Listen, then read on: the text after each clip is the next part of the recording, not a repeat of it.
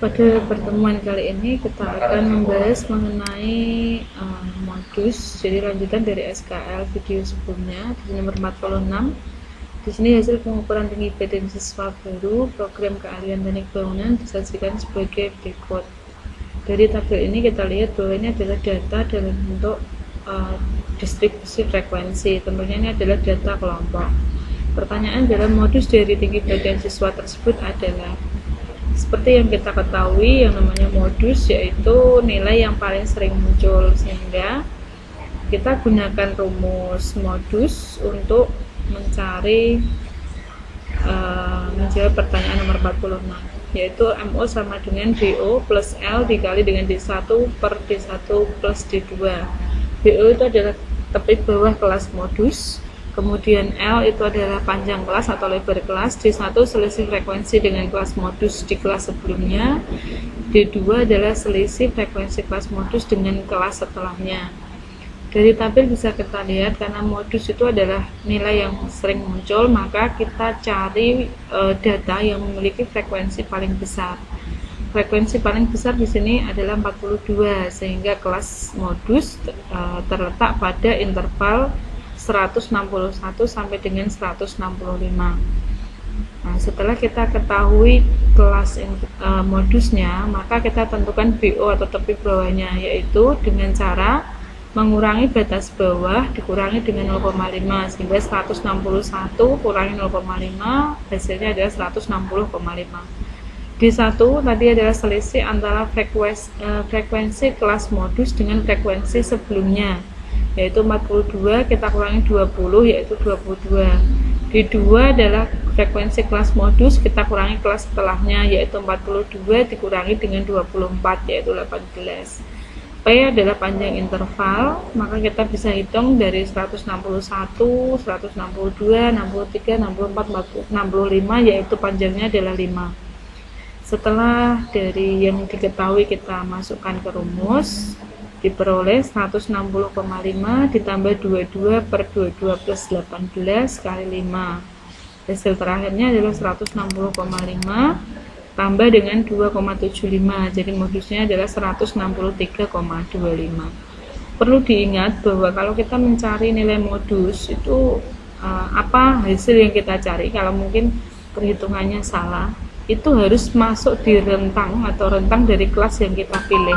Jadi misal ini setelah dihitung kok ketemunya adalah 157 misal, itu salah, karena di sini memang kita sudah mempunyai pendekatan data yang terletak modusnya atau yang memiliki modus itu adalah 160, antara 161 dan 165. Kemudian di nomor ini latihan soalnya, nanti mungkin bisa dicoba sebagai bahan latihan untuk pemantapan dari materi yang akan dipelajari.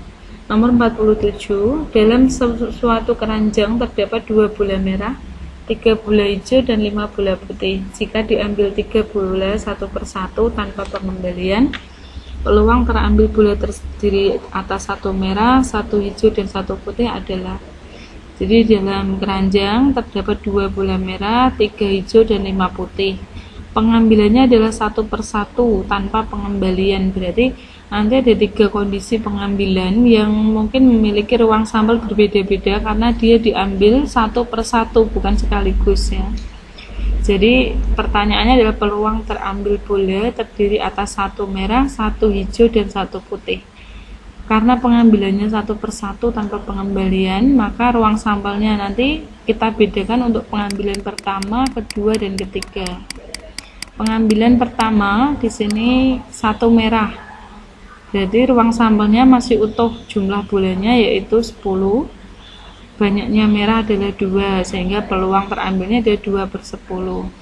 Kemudian yang kedua, pengambilan 1 hijau. Pada kondisi pengambilan 1 hijau, berarti di sini bola merah tadi sudah berkurang 1, sehingga tinggal 1. Maka NS-nya adalah 9. Kemudian hijaunya ada 3, berarti peluangnya adalah 3 per 9.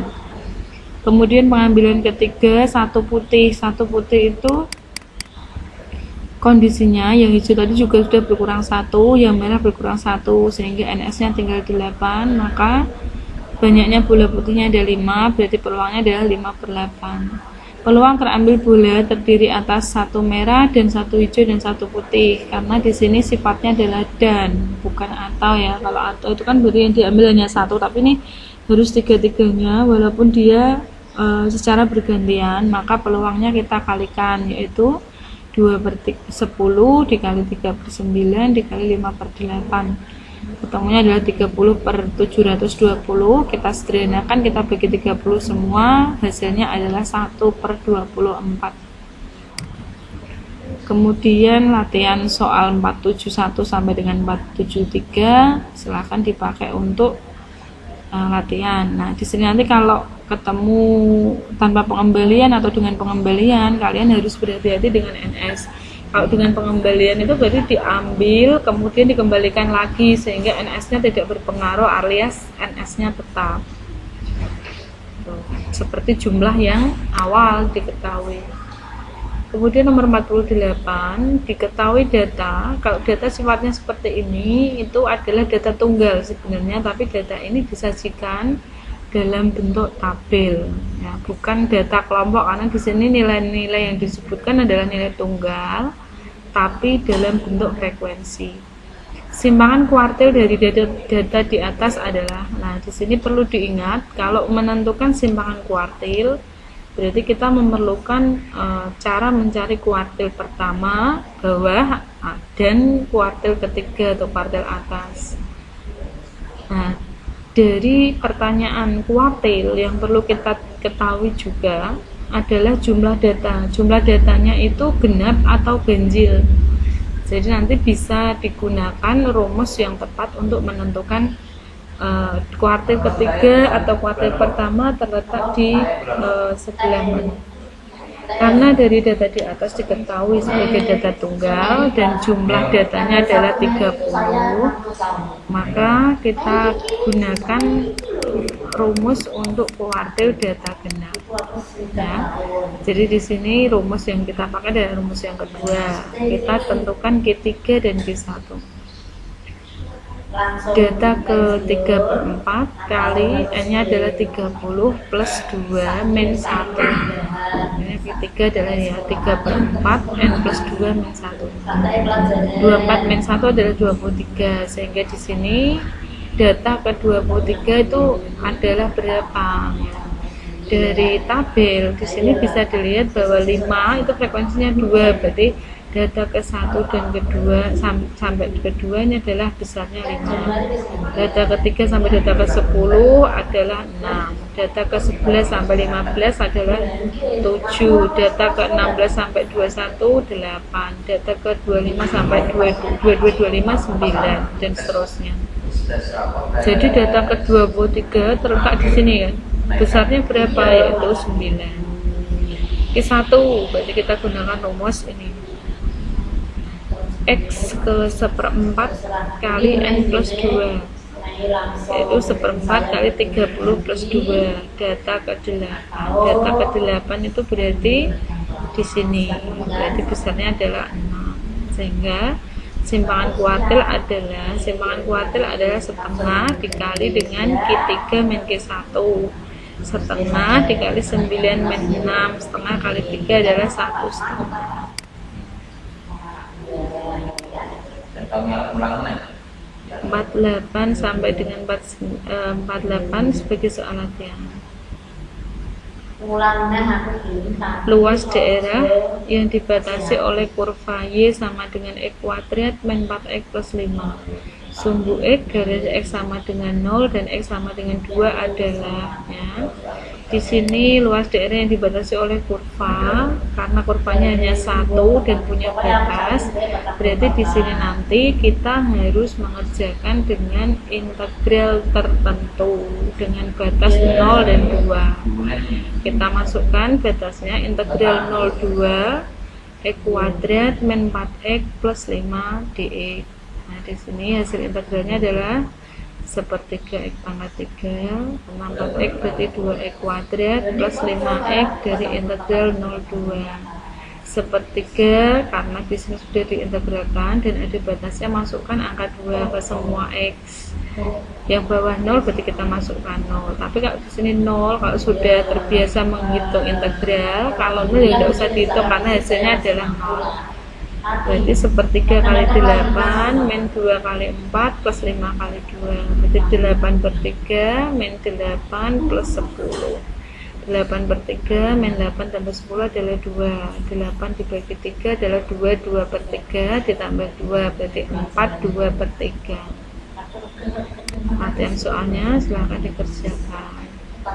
Nomor 50, koordinat titik pusat dan jari-jari lingkaran dari persamaan x kuadrat plus y kuadrat plus 6x min 10y min 2 sama dengan 0 adalah. Untuk menentukan titik pusat dan jari-jari lingkaran, kita lihat atau kita pilih dari tabel ini. Jadi rumus yang paling tepat adalah yang terakhir ya. Pusat ditentukan dengan min setengah A, min setengah B, jari-jari adalah sekian. Nah dari sini kita tentukan dulu ABC nya. A nya adalah 6, B nya adalah ini min 10, C adalah min 2. Sehingga pusat dengan rumus min setengah A, min setengah B berarti min setengah kali 6, min setengah kali min 10. Sehingga pusatnya adalah min 3,5. Dari sini karena pertanyaannya adalah jari-jari, maka kita tidak menggunakan rumus ini karena terlalu ribet. Saya beri rumus yang lebih cepat, yaitu R kuadrat sama dengan A kuadrat plus B kuadrat min C.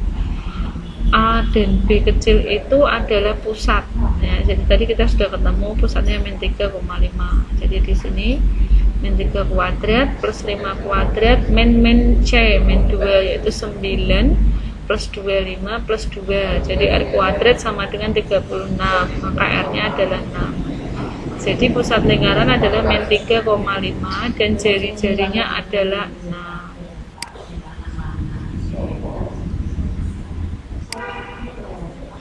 Kemudian 51, turunan pertama dari x kuadrat plus 3 per x min 2 dengan x tidak sama dengan 2 adalah. Di soal nomor 51 ini adalah turunan, bentuknya adalah U per P ya, sehingga kita gunakan turunannya, rumusnya adalah U aksen P min U P aksen per P kuadrat. U adalah fungsi yang ada di bagian atas dan P adalah bagian penyebutnya. Karena rumus menghendaki ada turunan U dan turunan V, maka kita pisahkan dulu. U nya yaitu X kuadrat plus 3, turunannya adalah U aksen, yaitu turunan dari X kuadrat adalah 2E. V adalah X min 2, turunan dari V adalah V aksen adalah 1. Kita masukkan ke rumus, maka diperoleh U aksen yaitu 2X, V X min 2 min U adalah X kuadrat plus 3, V aksen adalah 1 per V dikuadratkan. Kita kalikan 2X kali X, 2X kuadrat, 2X kali min 2 min 4X, X kuadrat plus 3 kalau dikali 1 tetap, min dikalikan X kuadrat min X kuadrat, min dikalikan plus 3 min 3. Kemudian penyebutnya kita kuadratkan, X min 2 kuadrat yaitu X dikuadratkan adalah X kuadrat, kemudian 2 kali X kali min 2 menjadi min 4X, min 2 dikuadratkan plus 4. Nah sekarang karena ada yang sama, ini bisa kita sederhanakan, 2X kuadrat dikurangi dengan X kuadrat tinggal 1 ya, X kuadrat saja, min 4X min 3 per X kuadrat min 4X plus 4. Demikian pembahasan kali ini. Latihan soal bisa dikerjakan sebagai pemantapan materi.